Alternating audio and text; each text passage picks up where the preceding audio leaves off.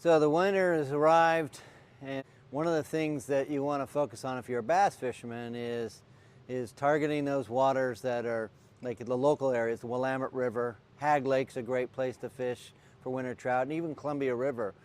But the key for winter bass fishing, in my opinion, is fishing things very slow.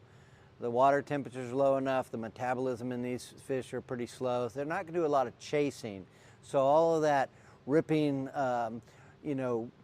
lures across the top of the water or through the mid-column is not going to be as effective as this slowly either jigging or slowly crawling worms across the bottom. So for example, one of the most basic ways of fishing winter bass is just using kind of a Texas rig, where you're just putting even a longer worm. Some guys will fish up to a 12-inch worm, and they're fishing this, they're casting out, and they're just slowly bringing that along the bottom and then stopping it. And then again, slowly bring it up. Sometimes they'll raise it up and then drop it down.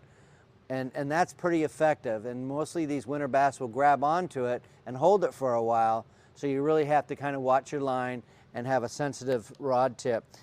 The underspin is another very effective lure. These things, you're dropping it to the bottom, lifting it up, and then dropping it, or a very slow retrieve.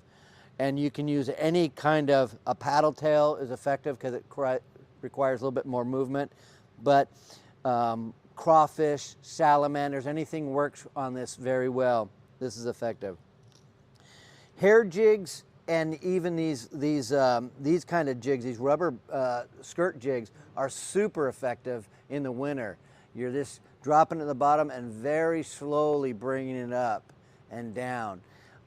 It's not the most exciting way to fish, but it is effective. And then this is a fairly new lure we just got in, and this is kind of this is the Rapala Wrap Magnum jig. And this is, again, a very slow moving thing, but it does a lot of movement itself in the water column. And sometimes they look like a walleye lure, but they're effective with bass too. Blade baits are very effective also during the winter times.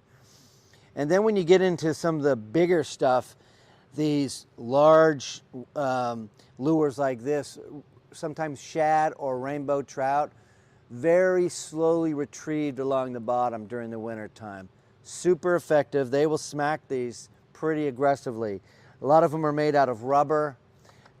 We have these Storm, these Wild Eye. A lot of people use these for like lingcod or bottom fish, but they're super effective for smallmouth bass, whether it's in the Willamette, the Columbia, some of the largemouth bass, Tackanish Lake, they'll eat these things up. In the wintertime, you're just basically dropping them down to the bottom, bringing them slowly up, and then dropping them again. And again, the key is this fishing slow, doing things slow, because these fish aren't going to come fast. Once the water temperatures heat up, then they'll start getting a little bit more aggressive. Look for ledges, drop-offs, any kind of structure. You don't have to go out far from the bank if you're fishing from the bank, 20, 30 feet.